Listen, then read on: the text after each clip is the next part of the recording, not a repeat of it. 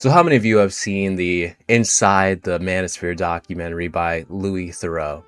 Well, if you haven't, don't worry, because you're about to get everything you already don't want to know about these goofballs right here in this very video. And no, I'm not going to be just reacting and responding to that documentary. In fact, we're not going to be doing that at all, because I've already made a couple of videos kind of going over some of the nonsense that was in that documentary. Instead, we're just going to be talking about these Manosphere goofballs as a whole, as they are. And there's a lot of people who fit this criteria. We're really just going to focus on three that I think are among the most important, among the most influential, and among the most relevant right now. Now, I'm just going to go through the name drops right now. So first off, we got good old Peggy Wes Watson.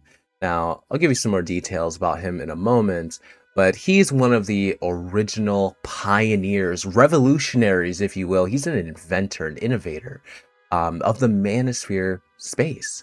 You know, it started off with his goofy little prison stories, and now he just turned into an absolute, constantly melting down little man who has a following of young, impressionable men who think that he's some kind of legend, when in reality, he's just a misogynistic pig who knows nothing about women, who knows nothing about keeping and managing good relationships, and focuses on the absolute worst priorities you could imagine. In fact, he's possibly going to prison for a very long time for just recently beating his fiance while also in the presence of two other small, weak, sad men. Anyway, then of course we have Myron Gaines, who he kind of stands as one of the pillars of the Manosphere space right now as he keeps this thing alive. You know, he is kind of the oil to the machine, honestly.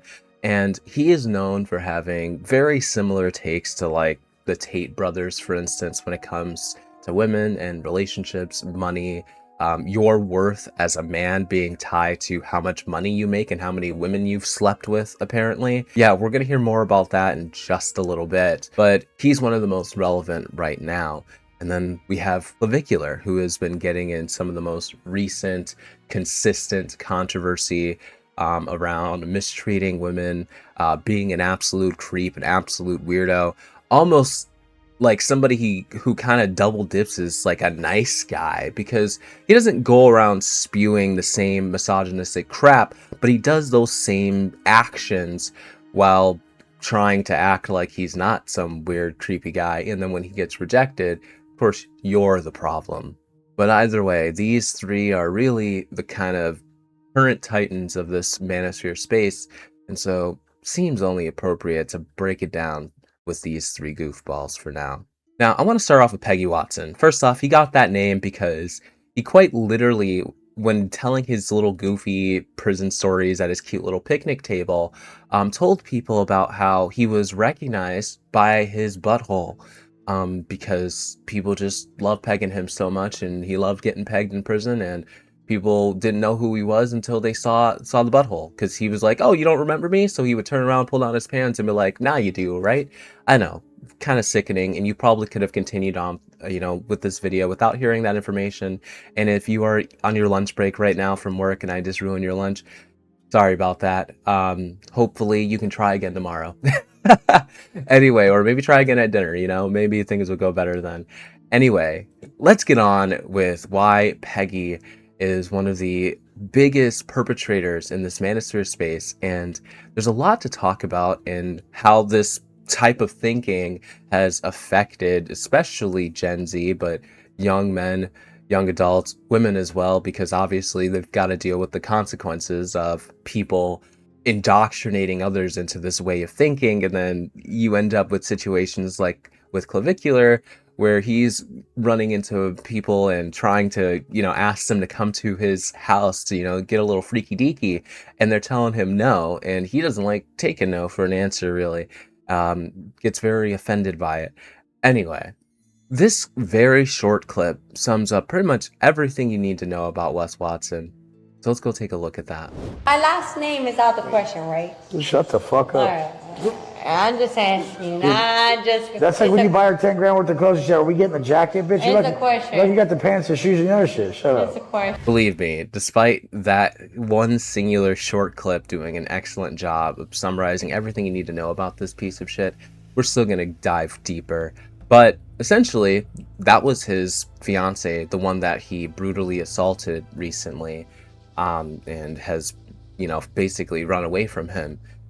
Just telling her to shut up, not giving her a chance to talk. I mean, being completely dismissive. I mean, it's so disrespectful, so misogynistic, and just, you can tell, you can hear in his tone, the way he doesn't even look at her or acknowledge her when he says these words, that he has zero respect for her, zero respect for women as a whole, and sees himself as superior.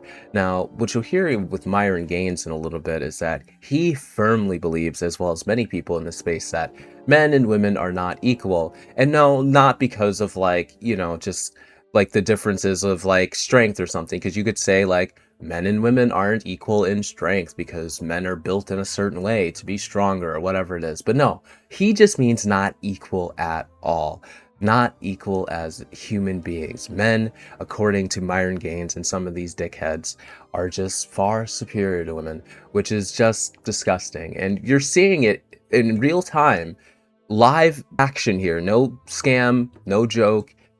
Wes Watson quite literally showing exactly how they feel through his actions.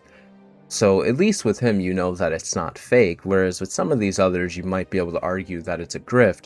But even if it is, it doesn't make anything better because it kind of soils the entire image. And it creates this entire toxic culture around men where you have a lot of women who say that, men are a problem, men are like this. And, when you see this sort of thing all the time, it definitely makes you believe certain things. And he also had many fights with his ex prior to this one. And I'm just going to show you a little snippet from one of those and see what you think about it. Just like you guys don't care about how much money someone has because you never made it. No, it's not even about don't talk to me this way because of what I went through. It doesn't matter. Just have respect and mutual consideration for the communication on both ends. Not just because you went through something, we have to tiptoe and conform to what I am not the first person who starts popping off. On God. On the Lord. God, she starts popping off first. Wes exhausts people until he does what they want, until they do what he wants. Exhaust people? Yes. Yeah, fucking right. Dude, how the can I exhaust you? I'm doing shit all day. You do a lot. You could work and exhaust at the same time. I bet I could do the same too, yeah. This shit's got me fucking exhausted. But honestly, she just won't understand that the very easy way to do it is to just don't get at this guy foul. He's not a guy to get at foul.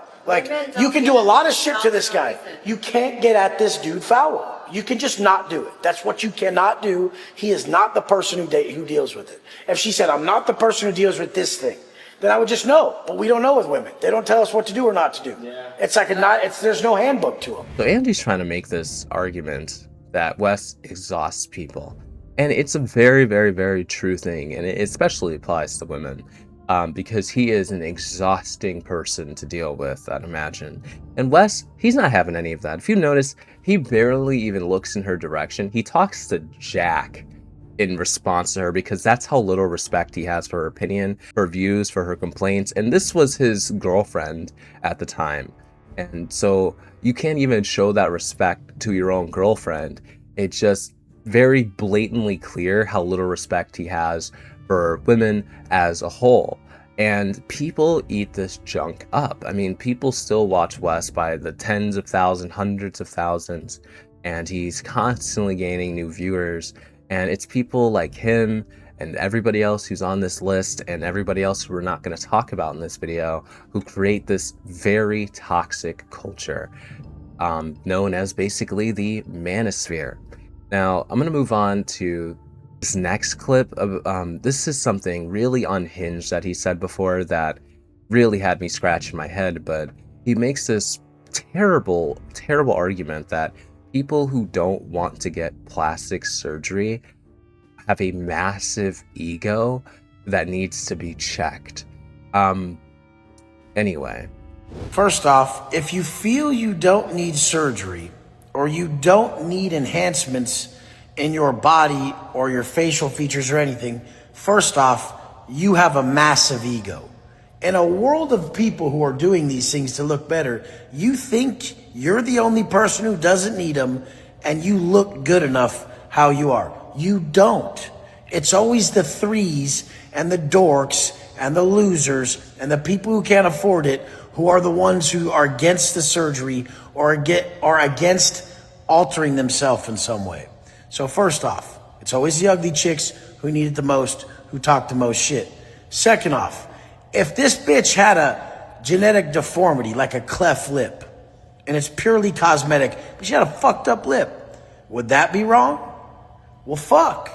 Small ugly tits and a small ugly ass are basically a genetic deformity, bitch. So yeah, that's gonna be a yikers from me. That is going to be a yikers from me indeed. Personally, I'm not really big on getting any sort of, surgeries to myself. I mean, I personally don't feel like I want that. Never thought of it. Never thought that, be something I wanted. And I think most people who are fine with how they look, I don't think they have an ego problem. I think it's pretty normal to be like, I'm happy with who I am and how I look, and I don't want to change anything. And I think that's a wonderful, great, awesome, beautiful thing. And Wes thinks that's trash. That's stupid. That's ridiculous. I mean, how dare you think you look fine as you are, you egotistical bitch. Like, how dare you? I mean, it's just, this is that type of rhetoric that is so remarkably harmful. And it's not just because Wes is spewing it out of his little shrimp man mouth, but it's because it's going into the ears of people whose brains are still developing, and they're believing this garbage, and then they embody these beliefs, and then they carry them into their friendships and relationships, and they think that, it's okay for them to comment on other people's bodies. They think it's okay for them to tell somebody that they need plastic surgery, that, something is physically wrong with them and they need to do something about it because Papa Wes Watson told them that that's the case. And it's obviously extremely backwards. I mean, this is not the world that you think we'd be living in, the big 2026, where, body positivity has become, front and center for years now. It's gotten bigger and bigger, but then you have people who are doing the opposite and are trying to push people away from that sort of thing and push people towards hating how they look and having to make changes and spend thousands of dollars to be altered in some way so that they can fit, I don't know, the male gaze, I guess, so you can fit Wes Watson's ideal image of a woman, because he carries that insane ideology onto other people who fuel into this ridiculous cycle of nonsense. Now, there's one last clip for Wes that I want to take a brief look at before we move on to Myron, so let's go ahead and check it out. But yeah, I don't hear it from a chick for 1 second anymore. Women are the prize. Okay, to me they are. Women are the prize. Sure. It's the reason I do everything. But I'm not going to let them be under the assumption that I'm going to be less of a man in any form or fashion when they try to emasculate me and fucking talk shit to me. Look at chick. You don't get in my face. You don't buck up. You don't call me out of my name. That will not happen. Okay. I love you. I'll be good to you. This is not going to happen no matter what takes place. You have to keep it sweet and feminine. And if you don't like that, you just say, I don't like what's happening here. I'm not going to talk shit. I'm going to go. The second a chick nags me, I'm like, get the fuck out of my house. Like, if a chick even gives me negativity now, I just make her leave right away. So one yesterday goes, well, why did you have her sleeping in our bed? I'm like, it's just 3 people sleeping in a bed. No one's like, I'm not fucking either of you guys. She's like, but we're together and she doesn't need to be in our bed. What the fuck was that? I said, you can shut the fuck up or you can go, dude. But I'm going to do whatever I want. And there's nothing wrong with what I did. The girl stayed over at her house. She was a good person. I mean, she had a fat ass. She was pretty, so she was probably mad about that. Just be honest.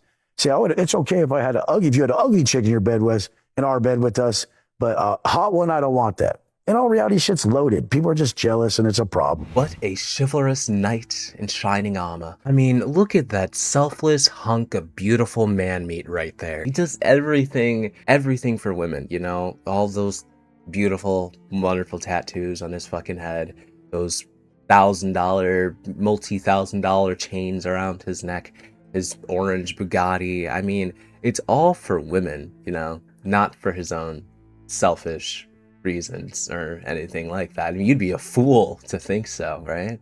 Wes has always been about women, right? Never about himself. That's what he's trying to say here, which is something he said multiple times before. But then he also says that if a woman decides to express her opinion or views or problems or complications on something, complaints to you, you just won't have it. You're going to tell them to get the fuck out of your space. Or you're going to beat them senseless, which is something he's done recently. So yeah, sounds like a load of baloney to me. I'm not buying it. And this emasculation thing, kind of a little ridiculous, don't you think? Now, I think this is a great segue into Myron Gaines. Now, take that as you will. Me calling this a great segue is not a good thing. I don't think going from this conversation to be like, oh, this is a good opportunity to talk about somebody else is a good thing. No, this is actually very bad. But it's because Myron shares many of these same beliefs. But people take Myron way more seriously than Wes Watson nowadays, because Myron has a much more profitable, much more lucrative platform that has a very big reach with his podcasts and all of his videos that he makes, his little Charlie Kirk style interviews that he does with people on like college campuses and things of that nature. And we're going to take a look into the mind of misogynist king Myron Gaines. Anyone can be a whore. Anybody can sleep around, and men do it way more than women do. Yeah, well, actually, so here's the thing. Whore is a pejorative term. So let me ask you a question. What's your body count? My body count? Yeah. I'd rather not share that on the internet. Okay. Thank you. There's a reason why you don't want to disclose that. Yes, because I have free will and I can say what I want. Thank you. No, sure.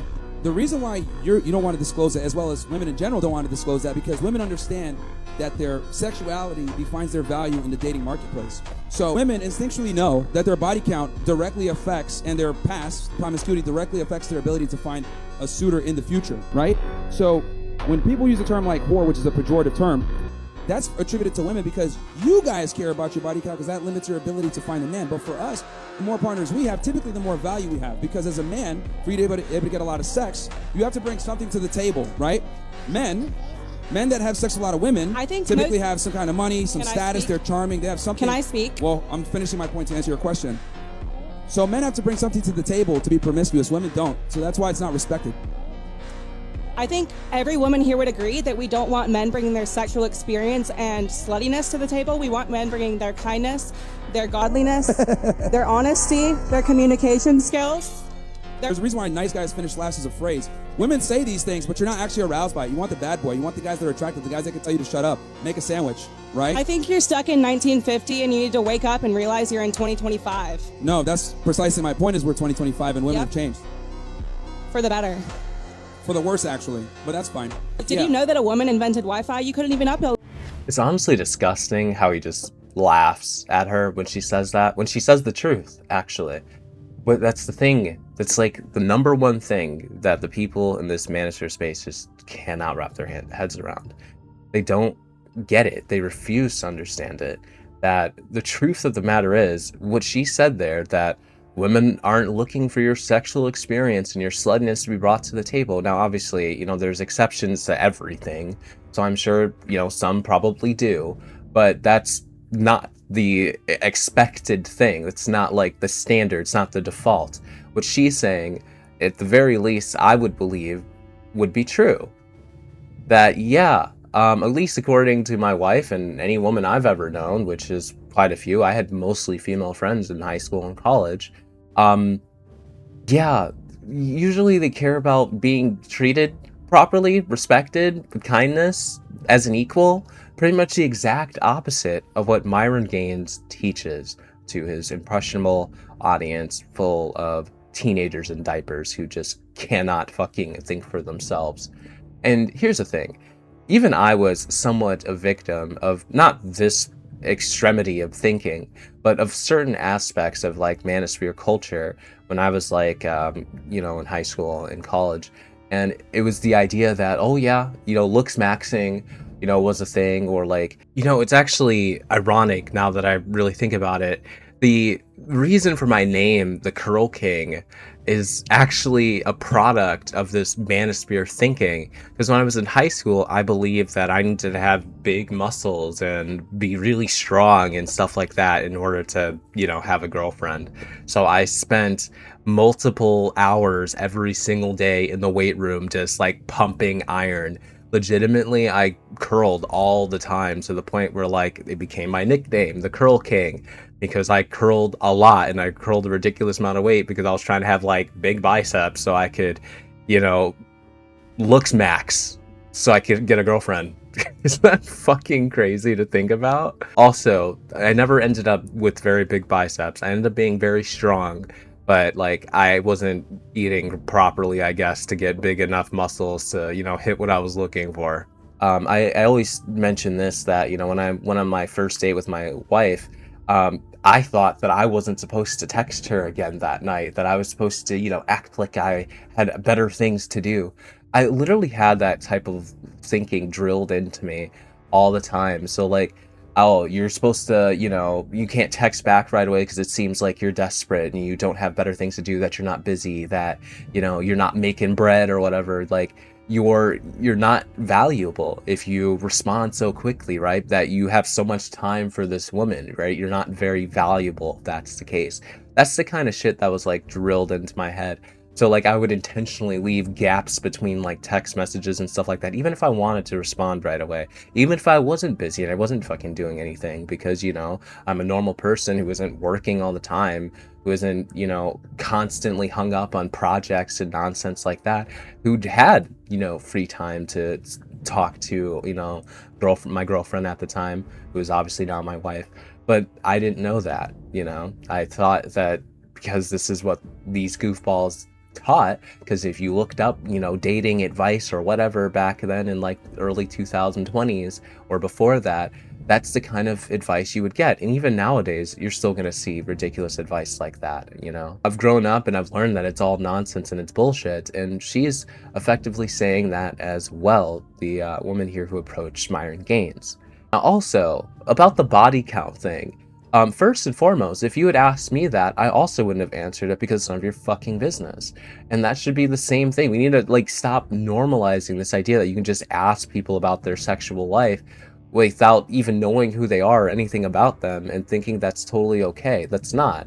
That's a breach of boundaries for most people. That shouldn't be like an expectation that you can just go ask somebody what their body count is. It's none of your fucking business. Like, obviously, like if you're deep into a relationship or like, you know, you're getting serious with somebody and that's something that matters to you, and like obviously you've developed a connection with someone or whatever, and it's like maybe you might want to know, but like at the end of the day, from stranger to stranger, that's none of your business. But you've also talked so much about how women don't deserve equal rights to men. So my question is, do you respect women, since you talk so much against you? Is that just specifically towards men, or do you think that's towards women? I don't respect women as equals. Yeah, but when you talk Because about you're not equal. Sorry. But when you talk about how it's so wrong, are you talking about male, or are you talking about female? Like women? Well, the majority are going to be on a guy to a woman, of course, right? So I'm saying we should punish those individuals. But once again, here's the thing. Let me ask you this. Do you think men should be able to protect and provide? And I think anyone should. Okay. And I think both men and women and people who don't identify as either have. Not really. Can't protect and provide the same degree. Okay, let's talk about during World War II, when men went to war. Who was working in the factories? Who was continuing to run society and having a profitable society? Yeah, but the men were fighting is the point I'm trying to make. Okay, and who was in America? And women can't fight to the same degree as men. But women were also in the army at the time, in the military as a whole. Okay. Yeah, we're going to have this discussion.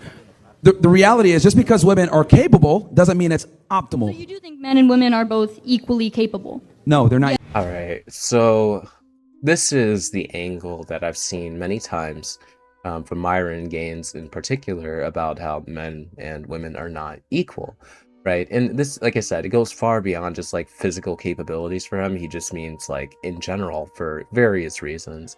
And obviously anybody with a brain knows that this is a load of hot bullshit. Men and women are in fact quite equal. Obviously, we have our difference in physical capabilities, also difference in mental capabilities as well. It seems that women are usually more emotionally intelligent than men are. That's pretty common. Usually more mature in general, usually better at, nurturing and maintaining relationships and friendships and things like that as well. So yeah, there's always going to be, some trade-offs because we do have, different biological setups, different chemistry in the brain, things like that. There are some fundamental differences. Doesn't make us not equal, however, which is something that Myron Gaines believes to be false. He believes that it does in fact make men and women not equal, and therefore men are superior to women, and therefore should be also taking upon a role of superiority over women in relationships and all of that stuff, which again, that's a load of hot bullshit. It's a load of dirty barnacles. It's fish paste. It's nonsense. It doesn't matter if you can't run a 5K as fast as a man can. It really doesn't fucking matter. For the most part, men and women can still participate in the same roles. Obviously, there might be a few that, for instance, that men can't do. Like, you can't breastfeed a baby. So it's like, there's give and take in every aspect of life when it comes to men and women. And I think coming to the conclusion that, we're just not equal, men are just better, or men are just expected to do more, or superior in any way, shape, or form, is false. It's wrong. And teaching this to people who for some reason eat it up and they believe it is just so unbelievably harmful. And this is one of the biggest contributors to the male loneliness epidemic. And you literally have women out there saying that men aren't lonely enough because they have to deal with douchebags like Myron Gaines and deal with the fallout from people who take these teachings and enact them in their own lives. It's seriously pitiful. If you have a girl like living with you and sleeping with you, but you want to slay another girl. That's why I say don't live with your girlfriend. Yeah, I know. I tell people all the time, like, I don't think living with a girl is a good move. Like, what I would do if... What would you do? Yeah. I would put her up next to me. So that, like, I could tell her when she could come over and when she can't. And, I just have access to her spot whenever. But she doesn't have access to my spot. Yeah. But, dude, the thing is, like, I'm so busy that I don't have time to go to a bitch's house. Well, that's why you put her next to you. Like, literally, like, next door. Like, another building next door or whatever. Yeah, no, even that. It's like she has to, like, come... That's what I'm saying. She comes to you. Okay, but what if your girlfriend's there? Okay, are you talking about... I'm saying main girl gets an apartment next to you, and you tell her when to come. I see. And then you bring random bitches to your spot. And then, but your main girl has her own space. Yeah. And you tell her when to come. That's what I did for a while. I wouldn't want to pay for... Yeah, that is so shitty, dude. This is why Angie left his ass. Now, if you don't know what I'm talking about, I have a whole video about his ex-girlfriend. Angie left his stupid ass because she didn't really want that sort of relationship, honestly. Anyway, basically his whole idea is, he wants to be able to control you, right? So he wants you to live right next door to him, but you don't have access to his place, but he has access to yours all the time because, control, right? He owns it, so he owns you, and therefore he can come into your home whenever he wants to, but you can't come to his, Gotta love these double fucking standards. And this is so that he can goof around and freak around with whoever he wants to. And Clav, he wants in on that. He wants in on that action. He wants a piece of that. That's what he wants. And it's so interesting because the reason Clav is here is because we're going to clown on his goofy ass because all he ever does is get rejected. So I don't know who he's bringing home where he needs to be concerned about, where his main girl's going to stay. So she's not there while he's, clapping mountains of cheeks all the time when he gets rejected more than Elon Musk did when he tried to get to Epstein's island. Like, it's pathetic, truly. And this is such a good segue to talking about clavicular, actually, because both of these goofballs are here in the same frame, and Myron is giving him advice. And this is such a good example of how they poison the well, and they all drink from it, and then they spread that same delicious, poisonous, toxic beverage to their followers, their fans, their supporters, and people who are so gullible to believe this nonsense. What do you want to do? Well, I mean, you could come to my place and polish me off. What do you say? I say no. What? I say no. I have something to say. I was just offering. I was just offering. I'll buy you a drink first if that helps. Alright, well, it was nice to meet you. Sorry? It was nice to meet you. I'm just kidding. I said I was just messing with you, by the way. About what? We're going to the Art Basel event. Come on. Okay, bet. Alright, let's go. Don't be like an unsure, like, bitch about it. Okay. Yeah. Alright, boys. I said we, Okay. Wait, what? That's crazy. You guys are fucking... Stop chatting shit. You're saying I'm creep maxing. Yeah, you should be. You want to creep max. Creep maxing is low-key good game. Bro, see these girls right here? Let me take a look at them. Yo. Your ideal, dude. Wait, let's see if any of them are. Oh, let me see. Dude, they're like, alright. We'll save that as a backup plan. Boyfriend. You have boyfriend. Oh, damn, I don't give a fuck. I do. Really? Yeah, I do. I care a lot. I'm not my boyfriend. We already know you're out here. Okay, let's go to VIP. Oh, trust me, there's more clips of him being a creep or being rejected, which we're going to look at a couple of those in just a moment, but I do want to pause here to talk about what we've got. Now, obviously, we talked about that clip with Myron Gaines giving him advice on, how he can have a main girlfriend while also, having a cheek-clapping marathon in his home without having problems. Well, it seems that he has a very difficult time picking up women in the first place, because it seems like these women that he's getting involved with or trying to have more self-respect than he bargained for. And this one, the last one that we just saw, who mentions that she has a boyfriend, he goes, oh, who cares? Like, that is just such a disgusting thing to follow up with. Having zero respect for her, zero respect for her relationship, zero respect for boundaries, anything like that. If she tells you I have a girlfriend, you say, okay, have a nice day, and you move on with your life. I mean, maybe you don't actually say have a nice day because that might come off as creepy, but like, I've never been in that situation before. I'd probably say something to the effect of, oh, no worries. And then I would move on with my life, But Clav here's like, let me press, because no doesn't actually mean no, right? You can always turn a no into a yes, and that's creepy rape logic. Yeah, that's how you end up with those types of situations. Anyway, this getting rejected thing is kind of one of the things he's known for right now. It's part of his identity. And the worst part of it is he handles many of these rejection situations in a very similar way, where he kind of continues to press, despite being told no. You want to come to Burger King? You're pretty hot. It's a good picture. She kind of looks hot. I'm saying you look good. Dude, it's over for me. All right, let's keep going. Do you guys want to come to Burger King with me? Burger King? Yeah. You guys smell good too. Thank you. I know you guys are police, but you're gorgeous. Fuck, dude, I can't even call to approach police. Dude. You look giga ideal. I said you look ideal. Yeah. That's a real shame. The way you talk to girls, are you serious? I just I'm sure. You want me to lie? You want me to be like, I could have had you in my car lying to you, but I'm just being a straight up guy because that's what I owe you. I could have been. Why do you even think I would possibly do that? Because I'm telling you, I know how to talk. I know game, but. Why do you think all girls would do that? Because I see the way you're looking at me. You're a cute girl. No, your ego is crazy. I'm telling you. I mean, she nailed it.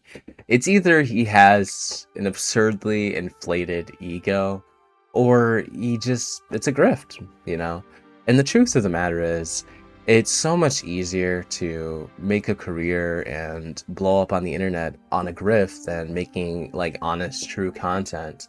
It's so much easier. People are so much more likely to follow behind you when you are just a grift maxer.